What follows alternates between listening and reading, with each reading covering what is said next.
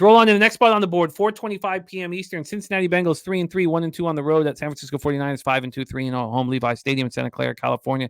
62 Fahrenheit, sunny, 7 miles per hour. I cannot wait for this football game. This is the most interesting game of the week here for me.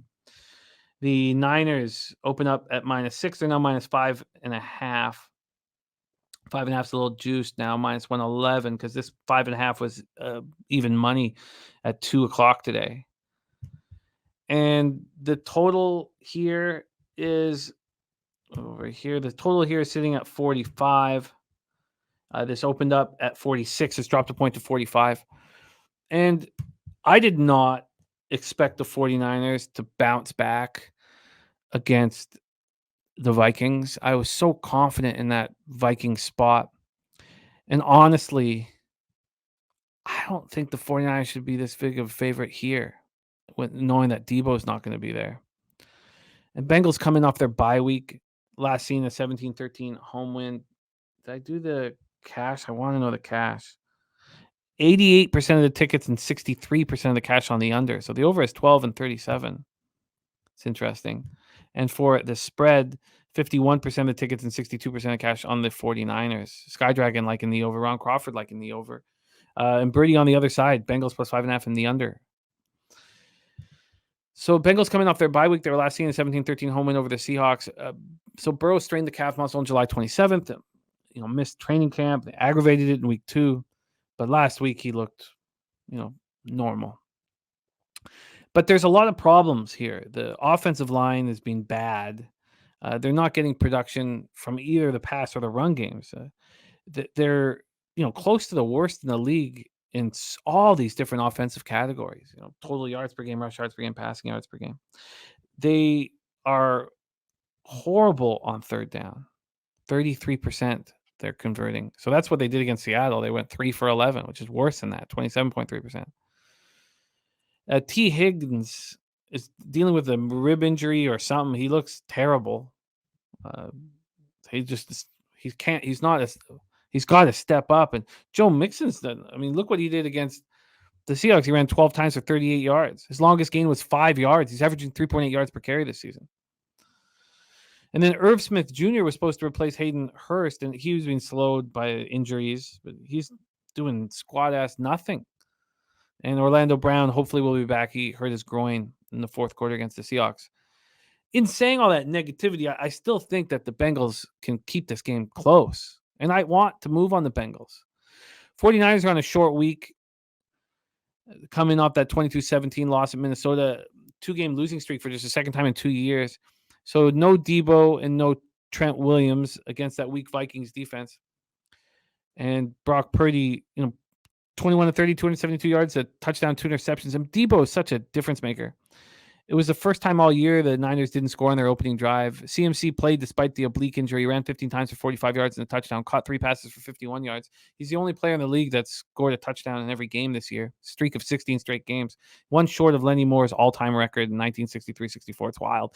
George Kittle caught 5 for 78. Ayuk caught 5 for 57. That was a really ugly 2 road games. But their offense still second in the league, averaging 30.7 points per game. The Red Zone's offense still ranked 4th in the league, 69.2%. But how much do these numbers drop without Debo and Trent Williams? That's the big question. They're still lead the league, allowing 14.5 points per game, but they allowed a Vikings team missing their star receiver with no running game to put up 452 yards. 0 sacks. They did get 6 hits. Held the Vikings to 0 for 2 in the red zone, but they're 24th in the league, allowing touchdowns on 63.6% of opponents' opportunities. And Charvarius Ward, that was a 50-50 ball that you got to get. And Addison took it to the house. I want the Bengals here. Take it away, Troy. Bengals, Niners. 49ers are going through a rough stretch, but I'm not ready to write them off at this point. I mean, you will look at that game yesterday. There's some things that happened that definitely didn't favor them. I'm not saying they should have won or covered that game by any means. CMC fumbled in the red zone on their first possession. They missed a field goal to put salt in the wound. And late in the game, Brock Purdy made some mistakes, some uncharacteristic mistakes. But I actually thought they were mistakes I could live with. Throwing the ball to a spot opposed to waiting for guys to break out of the routes. Things that he's done very well. He just made some made some mistakes. So I got to cut the kid some slack after watching that game last night. Some people have bad games. Some people make bad plays and bad moments that are highlighted to a different level because of when they happened. The defense is where I have some concerns after watching what happened with the Vikings. Now, we already talked about Kirk Cousins. This man played out of his mind.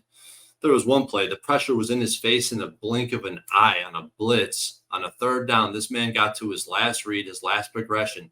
Couldn't believe he got the ball out in time. I mean, just every element of this game, Kirk Cousins dominated. So it's hard to say that the 49ers defenses, that I have concerns about them. But it was pretty clear. Fred Warner struggled to cover anything over the short middle of the field, especially anything crossing his face. And they got beat up a little bit. Greenlaw got beat up. Freddie got beat up a little bit. And I think that's a little bit cause for concern. But just like I'm not ready to sell the Niners at this point, I don't know if I'm ready to back the Bengals because we've been talking about these numbers for a long time now, and they really haven't changed. I mean, he did look a little bit more mobile in the pocket. He did drive the ball a little bit farther downfield than he was early in the season. But still, the strength of schedule that they've played isn't very impressive. The Seahawks, the Cardinals, and the Rams is their 3 wins. And Joe Burrow just having the worst career or a career worst year, lowest ADOT of his career, lowest big time throw percentage of his career, lowest completion percentage of his career.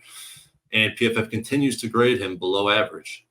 And defensively, it's not like this Bengals team is like they have been in years past where they have been elite. They are good in the red zone, but they're bad on third down, and they're allowing 5 yards per carry. I just can't get behind the Bengals or the 49ers at this point. It'll be a hell of a game to watch. I can't move on this game. But it did look like I seen that total tick down a little bit, and it's starting to draw my interest because it went down that it's in that sweet spot that I like, that I've been betting. So I will consider the total in this game, under the total. Yeah, I agree. I'm going to be on the Bengals here, and I'm not writing off the 49ers at all. I just think that it's a great opportunity to fade them. If they're 5-3 now, we can possibly look at them in the future market where we couldn't before. When they were 5-0. And I like the Bengals here. I mean, if I was sitting here tonight, and I move on the Bengals, Cardinals, and Broncos, I don't have any concern about that at all. And Rant saying that 45 is probably too high. Birdie saying the situational opportunity on a desperate team that's been to a Super Bowl and AFC game working after a down start. Beautiful spot for the desperate Bengals. And you have man. This is shaping up like the spots I bet week 1 with the Buccaneers and the Lions. Lions that open at 6 between 6 and 7 and close below 6. Mm-hmm. I mean, I'm just looking at these pinnacle lines right now that close at 5 after a market move to the away team.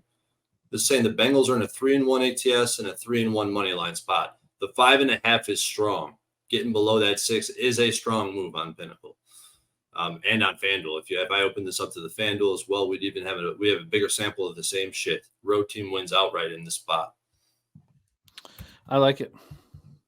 I'm going to be on the Bengals. I'm going to bet them tonight. And the under is.